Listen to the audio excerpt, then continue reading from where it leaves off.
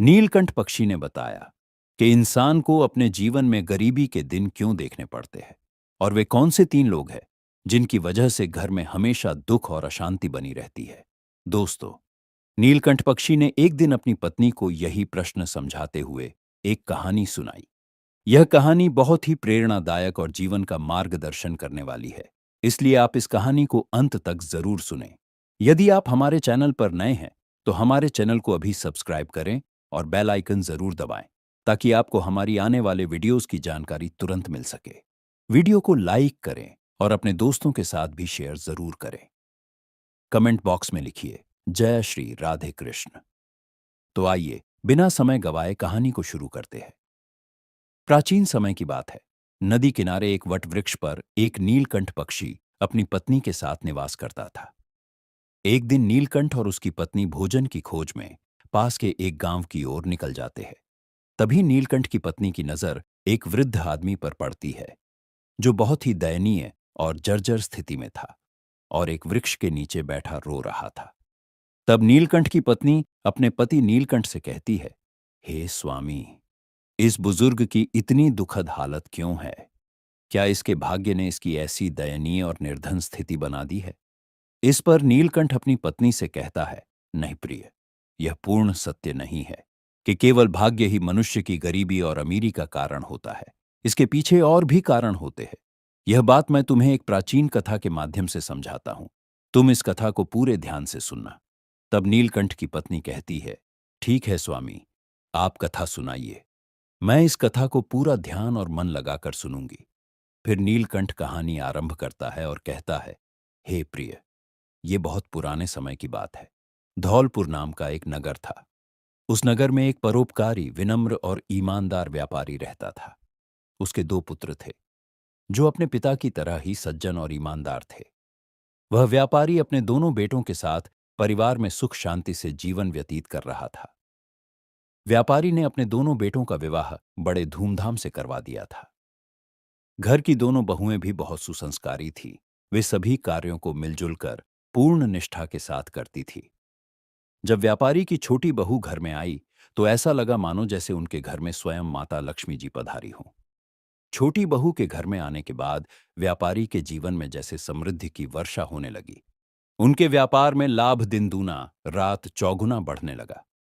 उनके घर में कभी अन्न धन की कोई कमी नहीं होती थी। घर का वातावरण अत्यंत शांतिपूर्ण और सौहार्दपूर्ण था।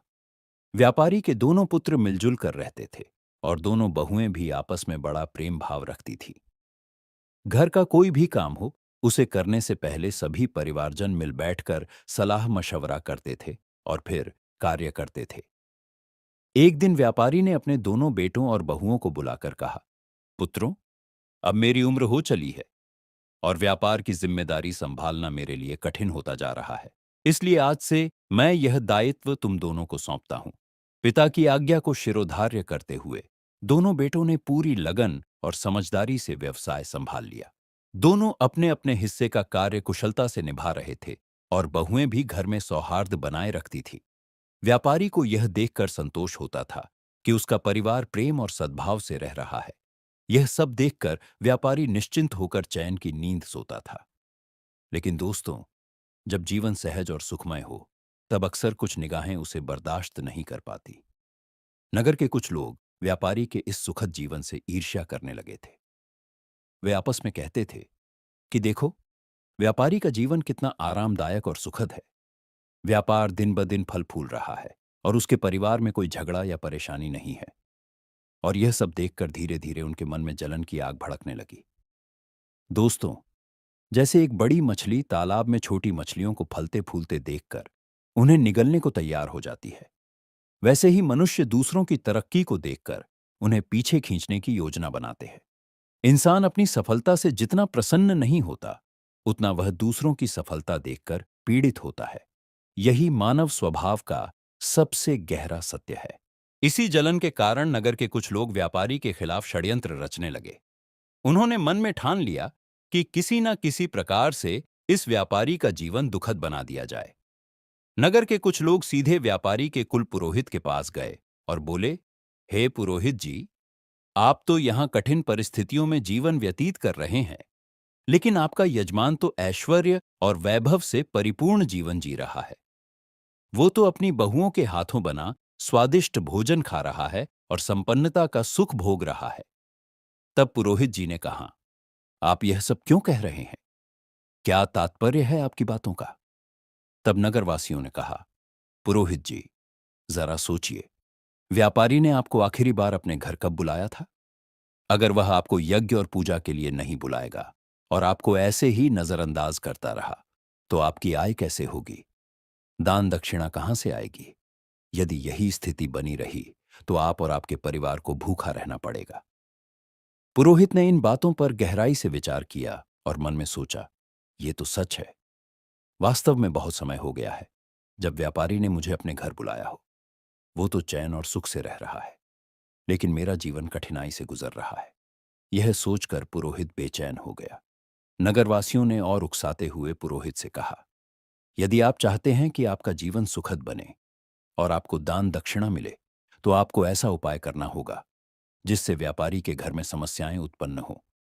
जब उसके घर में अशांति फैलेगी, तभी वे समाधान के लिए आपके पास आएगा और आपको हवन पूजन के लिए अपने घर बुलाएगा।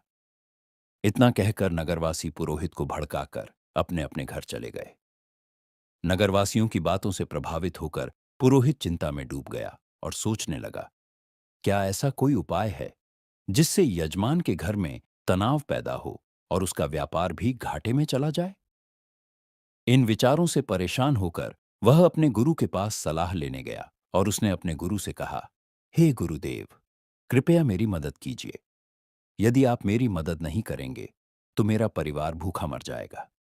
जिस तरह एक मछली का जीवन तालाब के जल पर निर्भर करता है, ठीक उसी प्रकार पंडितों और पुरोहितों का जीवन यजमानों पर आधारित होता है।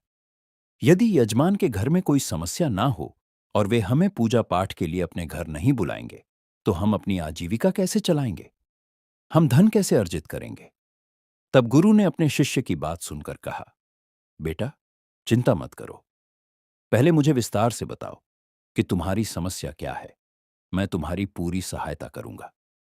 तब पुरोहित ने कहा, हे गुरुदेव, मैं चाहता हूं कि मेरे यजमान के जीवन में कुछ कठिनाइयां आएं, उनके घर में क्लेश हो, व्यापार में हानि हो, तभी वे मुझे अपने घर हवन यज्ञ के लिए बुलाएंगे।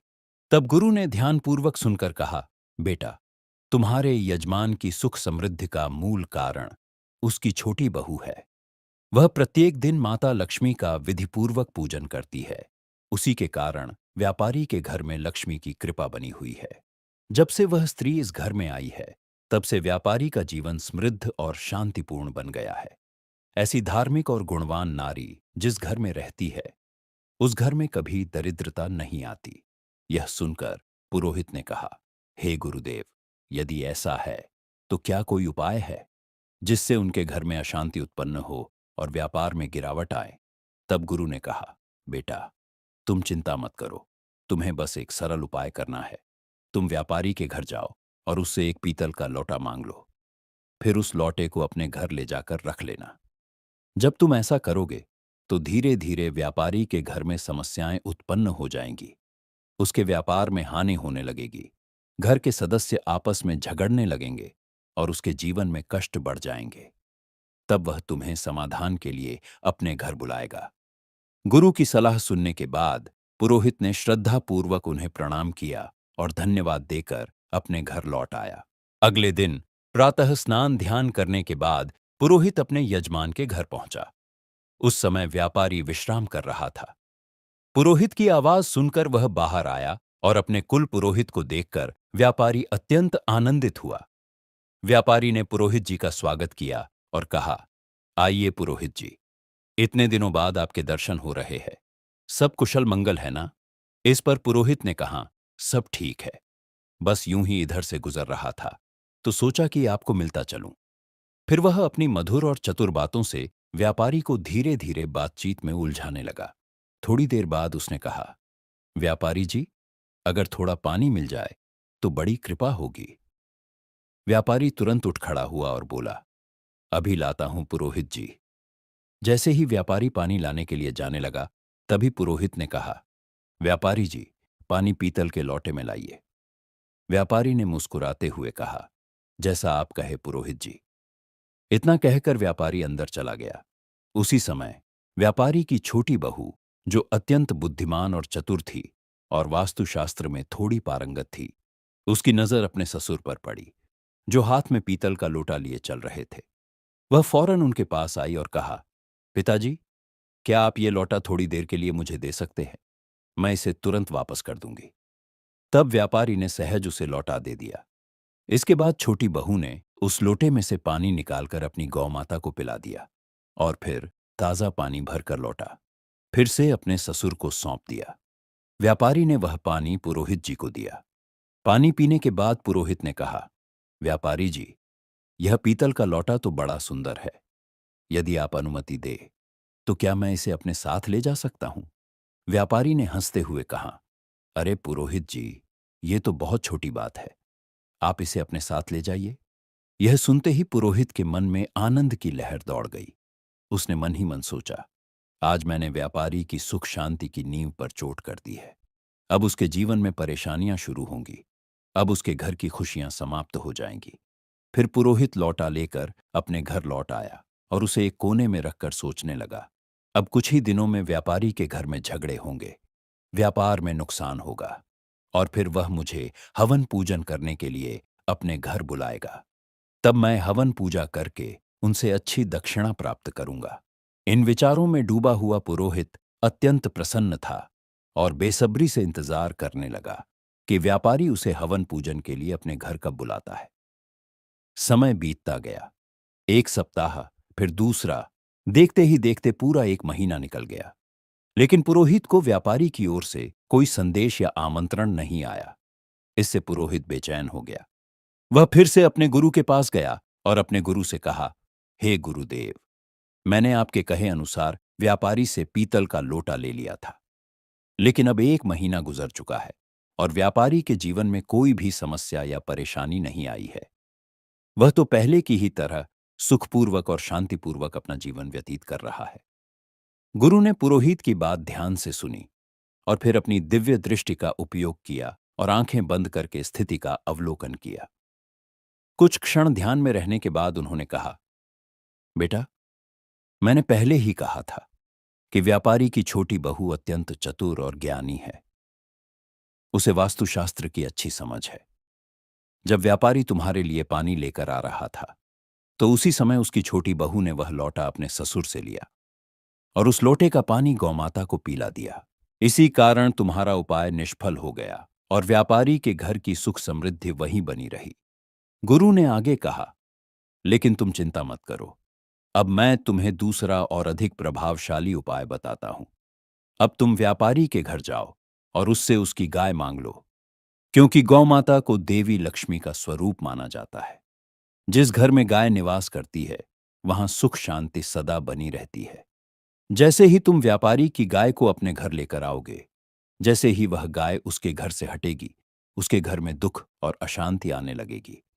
उसके घर से लक्ष्मी भी विदा हो जाएगी। गुरु की बात सुनकर पुरोहित के चेहरे पर फिर से उम्मीद की चमक आ गई। उसने गुरु को साष्टांग प्रणाम किया और घर लौटकर अगले दिन का इंतजार करने लगा। वह सोचने लगा कि कल सुबह होते ही मैं सीधे व्यापारी के घर जाऊंगा और उसकी गाय मांग लूंगा। फिर देखता हूं कि व्यापारी कैसे सुखी रह सकता है। अब की बार सफल होना ही है। दोस्तों, फिर अगले दिन सुबह सुबह स्नान करने के बाद पुरोहित सीधे व्यापारी के घर पहुंच गया। व्यापारी ने जैसे ही दरवाजा खोला तो अपने कुल पुरोहित को देखकर प्रसन्न हो गया। उसने मुस्कुराकर उनका स्वागत किया और आदरपूर्वक उन्हें भीतर ले गया। फिर उसने उन्हें स्वादिष्ट भोजन परोसा और सत्कार में कोई कमी नहीं छोड़ी। भोजन करने के बाद व्यापारी ने पूछा, पुरोहित जी, आज अचानक आपका आगमन कैसे हुआ? क्या कारण है? सब कुशल मंगल तो है ना? तब पुरोहित जी ने दुख भरे शब्दों में कहा, व्यापारी जी, इस समय मेरे परिवार पर बड़ा संकट आ पड़ा है। घर की गाय ने दूध देना बंद कर दिया है और मेरा छोटे बच्चे को दूध की अत्यंत आवश्यकता है। उसकी उम्र ही ऐसी है कि दूध के बिना वह एक पल भी नहीं रह सकता। इसीलिए मैं आपके पास सहायता की आशा लेकर आया हूं। यदि आप मुझे अपनी गाय दे दें तो यह मेरे लिए बहुत बड़ी कृपा होगी। पुरोहित की करुणामयी बातें सुनकर व्यापारी कुछ क्षण के लिए सोचने लगा। उसने मन में विचार किया कि ये हमारे कुल पुरोहित है, इनकी मदद करना मेरा धर्म है। ये पुण्य का कार्य होगा और गोदान से मुझे पुण्य फल प्राप्त होगा। यह सोचने के बाद व्यापारी ने कहा, पुरोहित जी, आप निश्चिंत रहें, मैं अभी आपको गाय दे देता हूं। व्यापारी गाय को लेने के लिए जाने लगा। जैसे ही वह गाय को लेकर पुरोहित की ओर बढ़ा, तो उसी समय उसकी छोटी बहू तेजी से वहां पहुंची और अपने ससुर जी को रोकते हुए बोली, पिताजी, आप गौमाता को कहां ले जा रहे हैं? तब व्यापारी ने कहा, बेटी, हमारे कुल पुरोहित आए हैं। उनके यहाँ की गाय अब दूध नहीं दे रही और उनके छोटे बच्चे को दूध की अत्यंत आवश्यकता है। वे हमारी गाय मांग रहे हैं, इसलिए मैं उन्हें हमारी गाय देने जा रहा हूं। तब छोटी बहू ने समझदारी से जवाब दिया, पिताजी, कृपया एक पल ठहरिए, मैं अभी आती हूं। वह तुरंत भीतर गई और एक कटोरी में हल्दी और चंदन घोलकर लाई और उसने वह रंग गौमाता के ऊपर लगा दिया और बचा हुआ रंग घर के मंदिर में रख दिया। फिर वह अपने ससुर से कहने लगी, पिताजी, अब आप गौमाता पुरोहित जी को दे सकते हैं। दोस्तों, छोटी बहू की इस सूझबूझ ने व्यापारी के घर की समृद्धि और सुख शांति को फिर से बचा लिया। पुरोहित प्रसन्न होकर गौमाता को लेकर अपने घर लौट आया और उसे खुशी खुशी अपने आंगन में बांध दिया। वह मन ही मन सोचने लगा, अब कुछ ही दिनों में व्यापारी को अपने घर में समस्याओं का सामना करना पड़ेगा और फिर वह मुझे हवन और पूजा पाठ के लिए अपने घर बुलाएगा और इसी बहाने मैं भरपूर दक्षिणा प्राप्त करूंगा। इस विचार से पुरोहित मन ही मन प्रसन्न होता है और व्यापारी के बुलावे का बेसब्री से इंतजार करने लगता है। लेकिन महीने बीत गए और व्यापारी का जीवन पहले से भी अधिक सुखद और समृद्ध होता चला गया। जब व्यापारी की ओर से कोई संदेश नहीं आया, तो पुरोहित को यह असहज लगने लगा। आखिरकार वह दोबारा अपने गुरु के पास गया और बोला, हे गुरुदेव, मैंने आपकी आज्ञा अनुसार व्यापारी की गाय को अपने घर ले आया, लेकिन अब तक व्यापारी के जीवन में ना कोई अशांति आई, ना कोई व्यापार में हानि हुई। वह तो पहले से भी ज्यादा सुख शांति से अपना जीवन व्यतीत कर रहा है।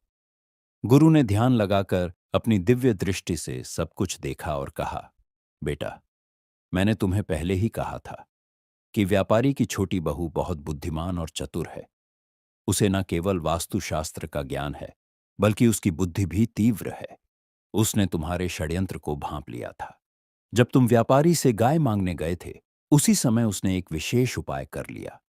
उसने गौमाता के सिंग पर पवित्र रंग लगाया और शेष रंग को मंदिर में रख दिया। वही रंग, वही ऊर्जा उनके घर की समृद्धि को बांधे रखे हुए है। तुम्हारा यह प्रयास भी निष्फल हो गया। गुरु ने आगे कहा, जब तक वह छोटी बहू व्यापारी के घर में रहेगी, तब तक तुम व्यापारी का कुछ नहीं बिगाड़ सकते। यदि तुम चाहते हो कि उनके घर में अशांति आए, दुख उत्पन्न हो, तो सबसे पहले तुम्हें किसी भी तरह से उस छोटी बहू को घर से बाहर करना होगा। तभी व्यापारी के जीवन में कष्ट आएंगे। वह छोटी बहू ही उनके सुख का मूल कारण है। गुरु की यह बात पुरोहित की समझ में आ गई। वह सोचने लगा कि छोटी बहू को घर से निकालने के अलावा अब कोई और उपाय नहीं बचा है। अब मुझे व्यापारी के परिवार में फूट डालनी होगी। कोई ऐसा जाल बुनना होगा जिससे उसकी छोटी बहू घर से निकाल दी जाए। घर लौटकर वह छोटी बहू को घर से बाहर करने की योजना बनाने लगा। अगले दिन पुरोहित चिंतित चेहरे और गंभीर भावों के साथ व्यापारी के घर पहुंचा। व्यापारी ने पुरोहित को चिंतित अवस्था में देखा तो पूछा, पुरोहित जी, क्या बात है? सब कुशल तो है? आप इतने व्याकुल और उदास क्यों लग रहे हैं? पुरोहित ने गंभीर स्वर में जवाब दिया, हे व्यापारी जी, मैं यूं ही नहीं आया। आपके घर पर बहुत बड़ा संकट मंडरा रहा है। यदि आपने शीघ्र कोई समाधान नहीं किया, तो आपका सुखमय जीवन बर्बाद हो जाएगा। आपके बेटे भारी घाटे में फंस सकते हैं और आपके पूरे परिवार पर गंभीर मुसीबत टूट सकती है। पुरोहित की यह गंभीर बात सुनकर व्यापारी घबरा गया। उसने घबराए हुए कहा, पुरोहित जी, आप यह क्या कह रहे हैं? कृपया हमें इस संकट से बचने का उपाय बताइए। आप हमारे कुल पुरोहित हैं। आपकी हर बात हमारे लिए आदेश समान है। जो भी आप कहेंगे हम अवश्य करेंगे। पुरोहित ने व्यापारी की घबराहट भांप ली और वह समझ गया कि व्यापारी अब उसके जाल में पूरी तरह से फंस चुका है। पुरोहित ने कहा, व्यापारी जी, इस संकट से बचने का केवल एक ही उपाय है और आपके ही घर में है। आपकी छोटी बहू आपके परिवार के लिए एक बड़ा संकट बन चुकी है। जब तक वह इस घर में है, आपका और आपके परिवार का संकट टलने वाला नहीं है। उसका यहां रहना पूरे परिवार के दुर्भाग्य का कारण बन सकता है। मैं तो यही सलाह दूंगा कि आप उसे तुरंत अपने घर से निकाल दीजिए। पुरोहित की बात सुनकर व्यापारी हैरान रह गया। पहले तो उसे विश्वास नहीं हुआ, लेकिन पुरोहित बार बार जोर देकर यही बात दोहराता रहा। व्यापारी जी, यदि आप चाहते हैं कि आपका व्यापार फिर से फले फूले और परिवार सुखी रहे, तो आपको कठोर निर्णय लेना ही होगा। छोटी बहू को घर से निकाल दीजिए, और जितना जल्दी हो उतना अच्छा है। कुछ देर सोचने के बाद व्यापारी ने कहा, ठीक है पुरोहित जी, आप जैसा कहेंगे मैं वैसा ही करूंगा। कृपया बताइए, मुझे यह काम कब करना चाहिए? तब पुरोहित ने कहा, व्यापारी जी, समय बिल्कुल भी ना गवाइए। जितना जल्दी हो सके उसे घर से निकाल दीजिए। इतना कहकर पुरोहित मन ही मन प्रसन्न होता हुआ अपने घर लौट आता है। व्यापारी इस स्थिति से अत्यंत उदास हो गया। वह सोचने लगा, मेरी छोटी बहू तो बहुत ही अच्छे स्वभाव की है और समझदार है। वह न केवल मेरी सेवा करती है, बल्कि पूरे परिवार का भी अच्छे से ख्याल रखती है। उसे मैं कैसे घर से निकाल दूं? लेकिन फिर वह विचार करने लगा, यदि मेरी छोटी बहू परिवार के लिए संकट है, तो मुझे इस कठोर निर्णय को लेना ही होगा, क्योंकि मैं अपने परिवार को किसी भी संकट में नहीं डाल सकता। यह सोचकर व्यापारी अपनी छोटी बहू के पास गया और दुखी मन से बोला, बेटी, मुझे बहुत दुख है, लेकिन तुम्हें इस घर को आज ही छोड़कर जाना होगा। तुम्हारे कारण हमारे परिवार पर भारी संकट मंडरा रहा है। मुझे यह निर्णय बहुत दुख के साथ लेना पड़ रहा है। ससुर की बात सुनकर छोटी बहू स्तब्ध रह गई, लेकिन उसने तुरंत ही समझ लिया कि यह सब चाल उस धूर्त पुरोहित की है। यह सब दुष्ट पुरोहित की साजिश है। फिर भी उसने नम्रता से कहा, ठीक है पिताजी, यदि यही आपकी इच्छा है, तो मैं आज ही यह घर छोड़ दूंगी। जब व्यापारी का छोटा बेटा ये सब देखता है, तो वह गुस्से और दुख से भर जाता है। उसने अपने पिता से कहा, पिताजी, अगर मेरी पत्नी को इस घर में स्थान नहीं है, तो मुझे भी इस घर में नहीं रहना। मैं भी अपनी पत्नी के साथ चला जाऊंगा। इसके बाद व्यापारी का छोटा बेटा और उसकी पत्नी ने अपना सामान बांधा और घर छोड़कर दूसरे नगर चले गए। उन्होंने एक छोटे से किराए के मकान में रहना शुरू कर दिया। व्यापारी का छोटा बेटा अत्यंत मेहनती और ईमानदार था। कुछ समय बाद उसने उस नगर में अपना छोटा सा व्यापार शुरू किया। उसकी लगन और ईमानदारी के कारण उसका व्यापार दिन ब दिन तेजी से बढ़ने लगा। धीरे धीरे वे संपन्न हो गए और उन्होंने उसी नगर में अपना खुद का घर खरीद लिया। इधर व्यापारी का घर पुरोहित की चाल के कारण धीरे धीरे बर्बादी की कगार पर आ गया। जहां कभी शांति और समृद्धि थी, वहां अब हर दिन झगड़े और कलह होने लगे। व्यापारी का बड़ा बेटा, जो पहले व्यापार में हाथ बंटाता था, अब बुरी संगत में फंस गया था। वह दिन रात घर से बाहर आवारागर्दी में लिप्त रहने लगा और अपने जीवन को बर्बाद करने लगा। पुरोहित पूजा पाठ के नाम पर व्यापारी से लगातार धन ऐंठता रहा। व्यापारी की सारी बचत और पूंजी धीरे धीरे समाप्त हो गई। व्यापार तो पहले ही ठप हो चुका था। अब तो स्थिति यह हो गई कि घर में खाने पीने तक का भी अभाव हो गया। नगर के लोग अब तिरस्कार से व्यापारी को देखते और उसकी दयनीय स्थिति पर हंसी उड़ाते थे। ये सब देखकर व्यापारी को बड़ा दुख होने लगा। वह सोचने लगा, मेरी जिंदगी अब किसी काम की नहीं रही। अब आत्महत्या के अलावा मेरे पास और कोई रास्ता नहीं बचा। इस विचार के साथ मन में भारी बोझ लिए, आंखों में आंसू और दिल में पछतावा लिए, व्यापारी नदी की ओर बढ़ चला। उसके मन में एक ही विचार घूम रहा था, अब मेरे जीवन में कुछ भी शेष नहीं है। लेकिन तभी रास्ते में उसकी मुलाकात एक तेजस्वी और दिव्य संत महात्मा से हुई। उनका मुखमंडल तेज से चमक रहा था। माथे पर चंदन का तिलक और उनके लंबे केश उन्हें अद्वितीय बनाते थे। संत को देखकर व्यापारी ने उन्हें नमस्कार किया और उदास होकर चुपचाप आगे बढ़ने लगा।